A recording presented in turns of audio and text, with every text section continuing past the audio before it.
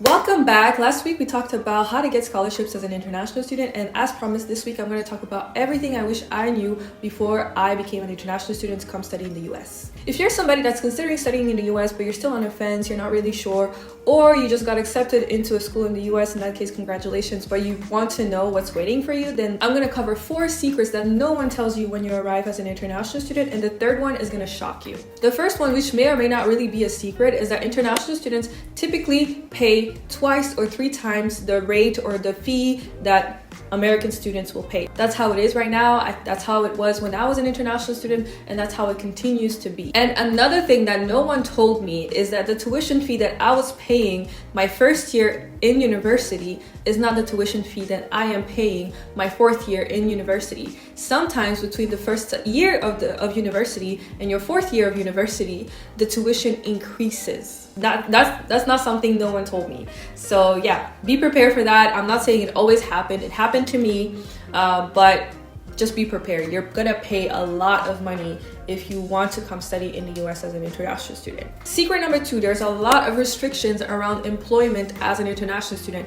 On your visa, you say that you want to go to this US to study, and they're gonna make sure that's what you do. Like, that's how it is. You have to remain a full-time student during your whole entire time that you study. So that means that you have to have a full set of credits. You cannot be a part-time one semester and then full-time another semester. That's in violation of your status as a student in the US. On top of staying a full-time student during your whole time in the US under the student visa, you are only allowed to work part-time. That is 20 hours a week while you study.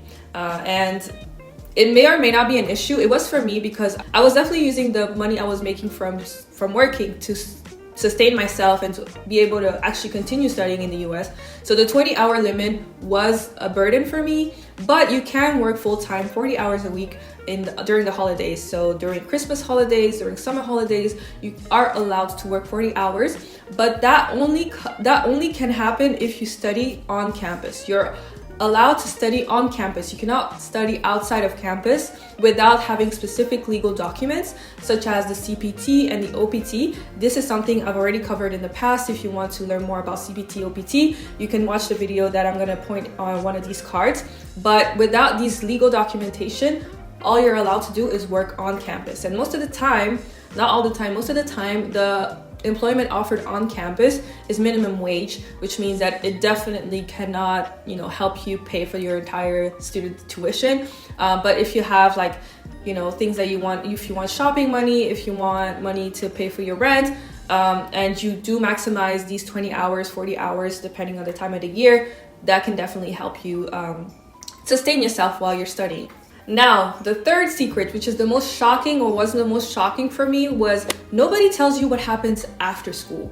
After you finish those 4 years, there's not a lot of transparency or guidance around what it is that you're supposed to do. So let me tell you what you're supposed to do. After you graduate, or when you're in that last year of graduation and you still want to remain in the US and you still want to work, or you desire to stay in the US and you desire to work, there's an option for you called optional training curriculum. And this OPT, you can only apply within a specific window frame. So let me just pull up my phone so I know not to tell you the wrong information. So the specific time window you're allowed to apply for the OPT is 90 days before graduation and 60 days after graduation. So 3 months before you graduate and 60 days after you graduate is when you can apply for the OPT. And let's say you have a full-time job lined up, you cannot start working for them until you get that OPT.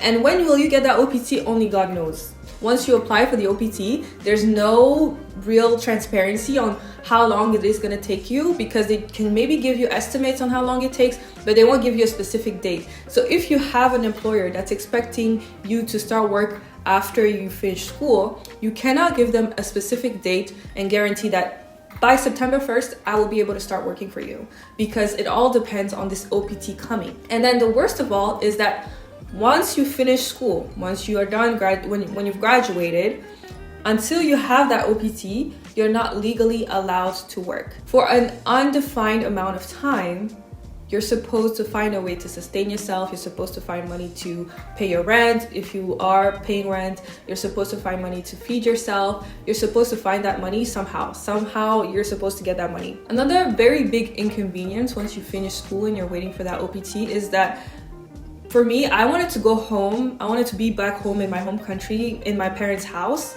while I waited for that OPT. But then I learned that if I leave the US with that OPT document, then I cannot return to the US without it.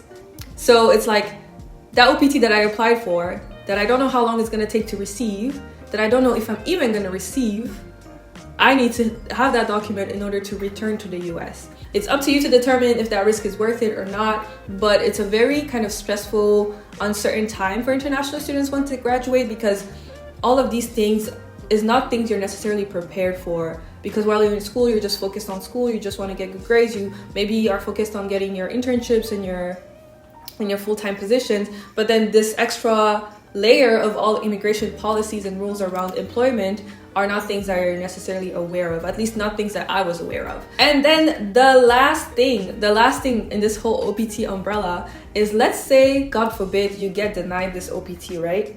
Let's say you get denied this OPT. You have 60 days from that time you get the letter that you got denied to leave the country. You have 2 months to pack all your belongings and get out. So it's like, why? Like, how am I supposed to get my life together in 60 days? But those are the rules. Like I'm again, like I said, I want you to be informed and be completely aware of what you're getting yourself into when you come to the US. I'm not here to discourage you. It's just this is information I wish I was aware of. That's why I'm telling you up front, this is what you have to be ready for.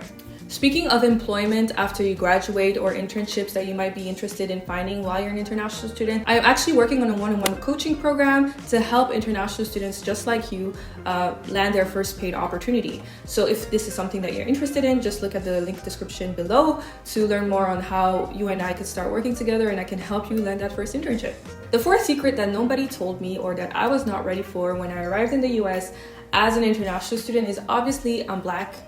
Okay, as you can tell, I'm Black. So a lot of international students that are also people of color get exposed firsthand with racism, microaggression. It really took me a while to be able to understand that people have their views. It's not your job to necessarily educate them, even if sometimes you just want to punch them in the face. Okay, so be ready for that. Like, sometimes educated level people will just shock you with the amount of stupidity that comes out of their mouth.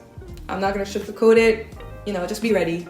My suggestion to you is, when you do face that negative energy, don't take it personal. Know your why, remember your mission, and focus on that. I think that was my saving grace. I really hope you don't have to go through that stuff. But if you do, my advice is know your why, know your mission, stay focused on that. Don't let all that noise, negative noise, distract you or hurt your feelings. If you like this, if you are interested in talking to me further, I would recommend you join my Facebook group, the International Student Network, which is a community that I'm building to help other international students, be in an environment that's supportive and ideally accelerate your success on this international student journey. Next week, I will be talking about how to use LinkedIn to land internships as an international student. So be sure to subscribe and push the notification button so that you don't miss that video next week. In the meantime, I would invite you to watch this playlist. All right, thank you for watching. I'll see you next week.